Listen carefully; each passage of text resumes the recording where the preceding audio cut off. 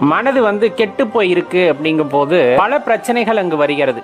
பொறாமையினால், அதே போல ஆசையினால், அகங்காரத்தினால், கோபத்தினால், இந்த மாதிரி மனமானது பண்படாமல் போய்விடுகிறது, கெட்டு போய்விடுகிறது. அப்பதான் மனிதனுக்குள்ள சஞ்சலம் அப்படிங்கிறது ஏற்படுது. ஒரு குழப்பமான நிலை அப்படின்னு வச்சுக்கோங்களேன். அந்த குழப்பத்துக்கு விடையே தெரியாது. ஒரு மனமானது குழம்பி விட்டால் அதில் தெளிவு ஏற்படவில்லை என்றால் எதை பார்த்தாலும் தவறாகத்தான் தெரியும். எதை பார்த்தாலும் தவறாகத்தான் தெரியும். அந்த மனமானது தெளியும் பொழுது கண்டிப்பா எந்த கேள்விக்கான விடையும் ரொம்ப எளிதில் ஏற்படக்கூடியதாக அல்லது நம்மால் முடிவு எட்டப்படக்கூடியதாக இருக்கும். தெளிந்த மனது அப்படிங்கிறது தெளிந்த நீரோடை போல. உள்ளுக்குள்ள நீங்க ₹1 காசை போட்டீங்கன்னா சலனமில்லாமல் இருக்கிற தண்ணியில அந்த ₹1 காசை மேல இருந்து பார்க்க முடியும். தண்ணீர் கலங்கி இருக்கு அப்படிங்கும் போது அதுக்குள்ள என்ன இருந்தாலும் தெரியாது. அதே போலதான் சலனம் இல்லாத மனது அப்படிங்கிறது உள்ளிருக்கக்கூடிய அந்த பரம்பொருளை நமக்கு உணர்த்தும். அப்ப மனது பண்பட வேண்டும். அப்ப மனது பண்பட வேண்டும்னா என்ன பண்ணணும்?